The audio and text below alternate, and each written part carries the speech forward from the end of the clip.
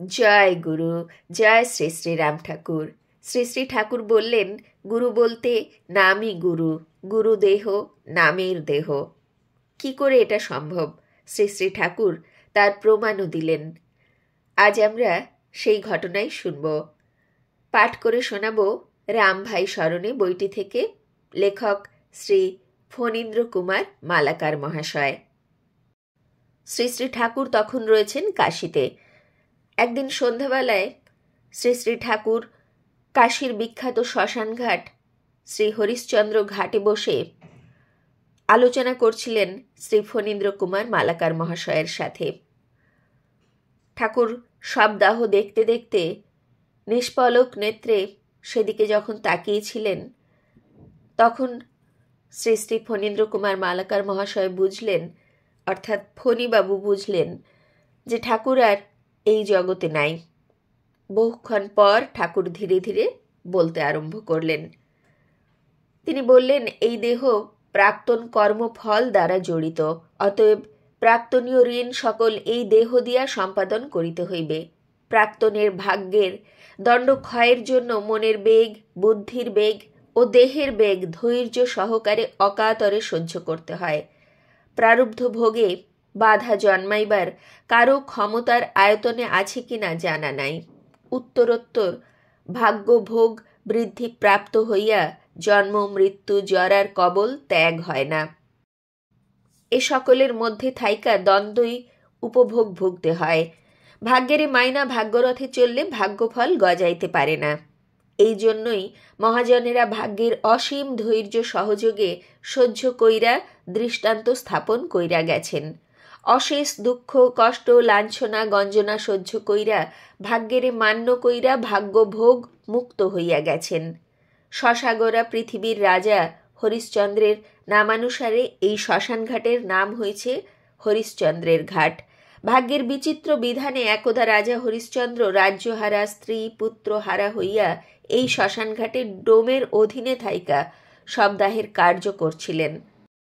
ভাগ্যের তাড়নায় তিনি যে রাজা হরিশ্চন্দ্র এই কথা বিস্তৃত হইয়া ডোমের কাজ কইরা অবিচলিতভাবে ও অকাতরে ভাগ্যভোগ গ্রহণ কইরা ভাগ্যের কিভাবে মান্য করতে হয় তার দৃষ্টান্ত রাইখা গেছেন।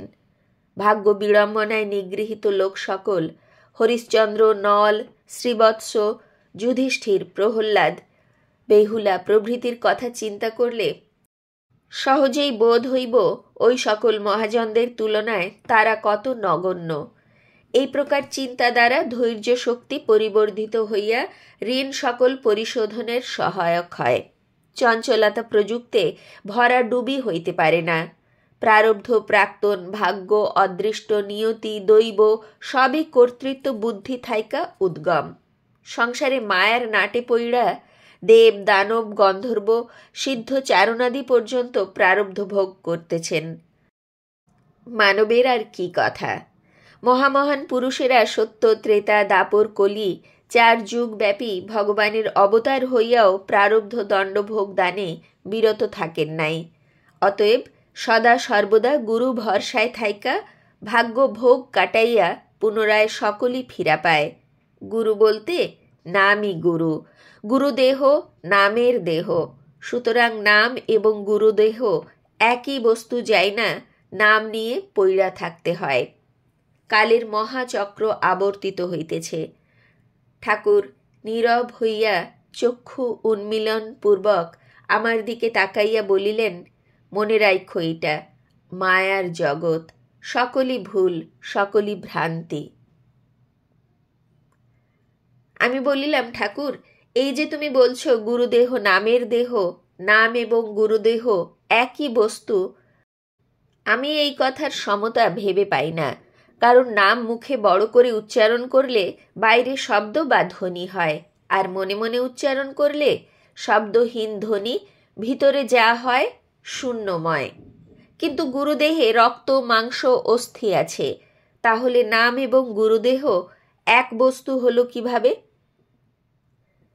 কি অদ্ভুত সুন্দর প্রশ্ন! সত্যিই তাই। আমরা যারা সাধারণ মানুষ, আমাদেরও এই একই প্রশ্ন মাথায় আসে যে নাম এবং গুরুদেহ কি করে এক হতে পারে? তখন ঠাকুর তার উত্তরে কি বলছেন সেটাই আমরা শুনব, এবং তিনি প্রমাণও দিলেন সে কথার, তাঁর কথার, কারণ তাঁর কথা সর্বতোভাবে সত্য। চলুন শুনে নিই। ঠাকুর বললেন, গুরুদেহে রক্ত মাংস অস্থি আছে, তোমারে কে বলল? জল থাইকা বরফ উৎপন্ন হয়, সেই বরফ কোনো স্থানে চাপ দিলে নরম বোধ হয়, আবার কোনো স্থানে চাপ দিলে অস্থির মতো শক্ত মনে হয়। প্রকৃতপক্ষে সবটাই বরফ ভিন্ন, আর কিছু না। তেমনি গুরুদেহের সকল কিছু নাম ভিন্ন, অপর কিছু না। সমস্ত দেহটা শূন্য। তুমি শুনো নাই মহাপ্রভুর অত বড় দীর্ঘ দেহ টোটা গোপীনাথের সঙ্গে শূন্যে বিলীন হইয়া গেল? শুনেছি, কিন্তু বিশ্বাস করি না। শ্রী শ্রী ঠাকুর বললেন, আমি বলছি তবুও বিশ্বাস করো না? ফণীবাবু বললেন, না, করি না। যতক্ষণ না দেখি নিজ নয়নে, বিশ্বাস করি না গুরুর বচনে। এই রকম কথা বলতে সাহস পাইলা? সাহস না পেয়ে কি করি ঠাকুর? তুমি আমার গুরু, তোমার নিকট মিথ্যা বলতে পারি না, তাই অকপটে সত্য কথা বলেছি।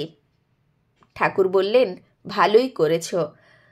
বলিয়াই ঠাকুর শূন্যে বিলীন হইয়া গেলেন। আমি চমকিত ও ভীত হইয়া ঠাকুরকে পুনরায় দেখিতে পাই কিনা সেই উদ্দেশ্যে চারিদিকে তাকাইয়া দেখিলাম, কিন্তু বৃথা। ঠাকুরকে দেখিতে পাইলাম না। কোথায় দেখিব?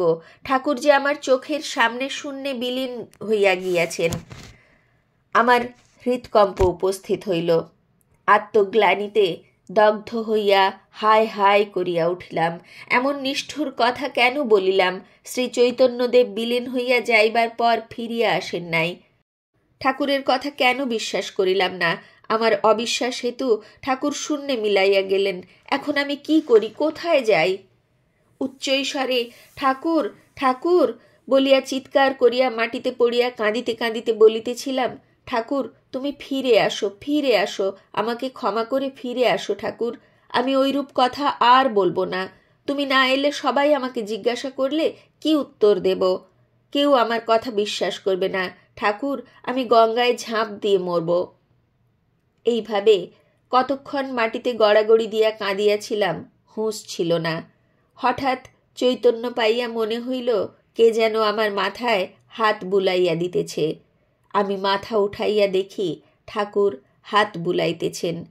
অমনি উঠিয়া ঠাকুরকে জড়াইয়া ধরিয়া কাঁদিতে কাঁদিতে বলিলাম, ঠাকুর, আমি কখনো তোমার নিকট কোনো প্রার্থনা করি নাই।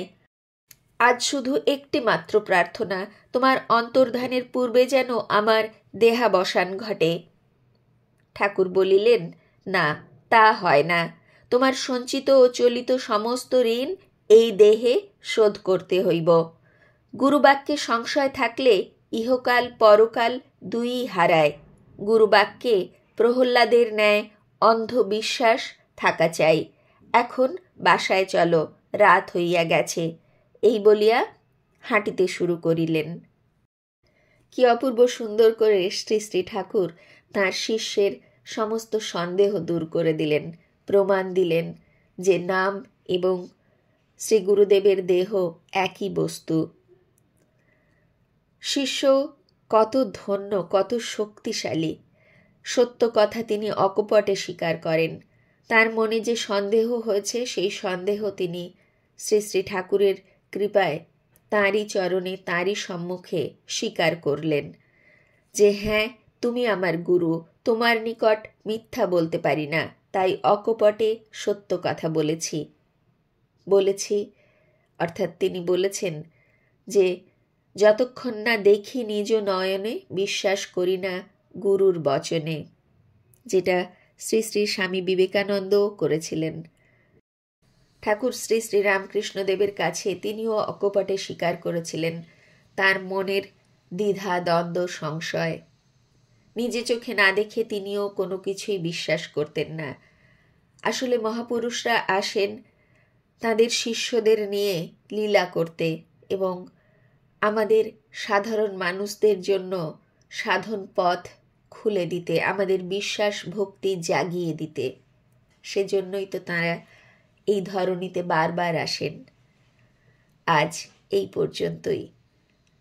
শ্রী শ্রী ঠাকুরের কৃপায়, শ্রী গুরুদেবের কৃপায়, শ্রী গুরুদেবের নামে আমাদের অখণ্ড বিশ্বাস ভক্তি আসুক।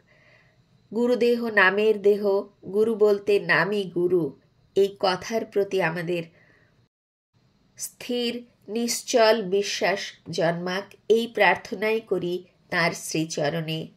জয় গুরু, জয় শ্রী শ্রী রাম ঠাকুর। গুরু কৃপা হি কেবলম। জয় গুরু।